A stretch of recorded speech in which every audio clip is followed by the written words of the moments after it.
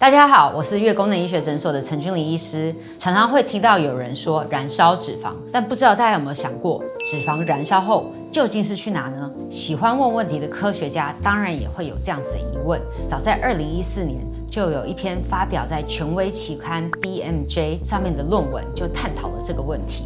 研究者访问了很多的专业人员，包含医师、营养师跟健身教练，问他这个大哉问：脂肪燃烧后到底去哪？统计的结果发现，大家投票的第一名是这些脂肪燃烧之后会以热能的形式散失，但是也有人会觉得它可能会变成粪便被排出，或者是转变成肌肉，或者是流汗流出去。但是最少人提到的答案其实是最正确的，就是它是从呼吸被排掉的。科学家发现，脂肪的代谢过程真的是用燃烧的哦，也就是脂肪会跟氧气反应，进一步产生二氧化碳跟水。所以这些脂肪最后从身体里排出，是以二氧化碳的形式被我们从鼻子或嘴巴呼出来的。而这个二氧化碳跟水的比例是84%和16%。所以你可以想象哦，如果你今天减重非常的成功，瘦了10公斤的脂肪，其实你在这段期间会有8.4公斤的脂肪会用呼吸的形式以二氧化碳离开你的身体。这是不是很难想象呢？毕竟我们每天呼出来的气体看不到摸不着，感觉呼出来就不见了。而脂肪这么大块又这么具体，它怎么可以这样子平排的化为乌有呢？一样有科学家做了实验来证实这件事情。我们看影片中这个科学家的示范就可以明白。首先，他在一个气球里面吐出空气，我们吐出来的空气很多都是二氧化碳。接着，他对着这个气球淋上了零下196度的液态氮，将这个气球急速的冷冻。而在冷冻了气球之后呢，神奇的事情发生了，原本空无一物的气球里面产生了白色的结晶体，这个就是原本气体的二氧化碳变成了固体的二氧化碳。所以告诉我们，其实呼出来的气体是有质量的，是有体积的，甚至是可以称重的。大家生活中可能都看过的干冰，就是固态的二氧化碳。看了上面的公式，大家就知道脂肪的燃烧，氧气很重要，而氧气的来源就是呼吸。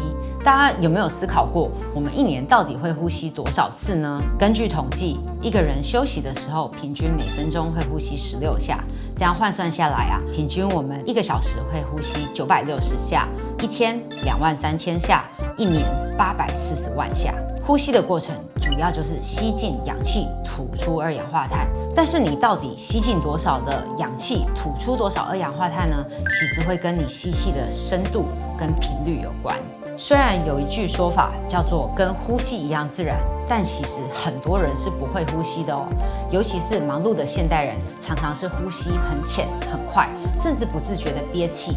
而很多人在感染新冠后，也产生了呼吸相关的后遗症，吸得没有办法那么深，导致常常需要大口呼吸才能够觉得吸得到气。除了平常时的呼吸，其实还有2个时间的呼吸也很重要，一个是运动时的呼吸，还有睡眠时的呼吸。运动时候，我们呼吸的量会增加。那我们刚刚也知道，氧气对于燃脂是很重要的，所以运动对于减重有功效。其实有一部分的原因可能也在此。而往往被大家忽略掉的就是睡眠时候的呼吸。现代人打呼的非常的多，基本上会打呼代表你在睡觉的时候，你的呼吸道是阻塞的。大家想想看，如果今天风吹过一个大草原，它是不会产生任何声音的。但是如果吹过小巷子，它就会产生很大的咻咻的声音。所以当你睡觉的时候产生声音，那就是代表其实你的进气量是下降的，你的呼吸道有一点阻塞。这会造成什么影响呢？轻则造成打呼，严重的时候甚至造成暂时性的没有呼吸，也就是俗称的睡眠呼吸中止症。而现在已经有非常多的研究发现，睡眠呼吸中止症跟肥胖还有心血管疾病是非常有关联性的。睡眠呼吸中止症的人有70%是肥胖的。因为睡觉的时候，如果呼吸中止，等于是你身体暂时缺氧，对身体来说，它就是造成很大的压力，因此会造成压力荷尔蒙的失调，也容易造成你白天的食欲就会大增。偏偏如果体重增加，脖子的肉变多，又更容易在睡觉的时候往后掉，压迫你的呼吸道，而恶化睡眠呼吸中止。根据统计，体重每上升10公斤，发生呼吸中止的风险就会上升2倍，所以它等于是个恶性循环。你呼吸中止就容易胖，那胖了之后就会更加重呼吸中止。因此，及时的发现这个问题，并且去治疗，然后进一步去控制体重，这是很重要的。那怎么知道自己的呼吸是正确的？教大家一个简单的呼吸判别方式，大家可以现在试着深深的吸一口气。如果你在吸气的时候发现你的整个人会拉高，有点耸肩，脖子头往上延伸的话，这个代表你呼吸的方式是错的。大家可以观察大自然中的动物，还有小朋友，其实他们在呼吸的时候是整个人开合的，是这样子打开跟缩起来的，是透过这个开合的动作来进行呼吸。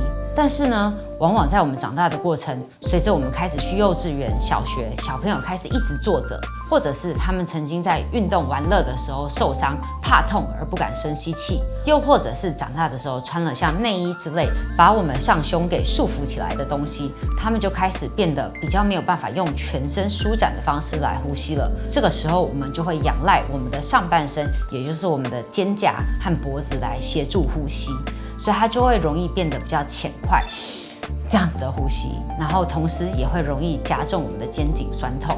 所以大家不妨检视一下自己的呼吸方式是不是正确。有的时候我们在专注思考事情的时候，或运动的时候，也容易不自觉的闭气。因此，适度的观察自己的呼吸，然后去调整正确的呼吸形态是很重要的。其实古今中外的各个文化都很重视呼吸，包含印度的瑜伽，或者是中医会讲龟息大法。道家的屁股，或者是正念冥想呼吸，甚至连鬼灭之刃都有全集中呼吸。因此，呼吸对身体的影响不只是肺部而已，它的影响是可以全身的。而我们今天也知道，其实呼吸跟肥胖有很大的关系，所以大家请回去好好的呼吸吧。我们今天就讲到这里，欢迎帮我们按赞、订阅、开启小铃铛，我们下次见，拜拜。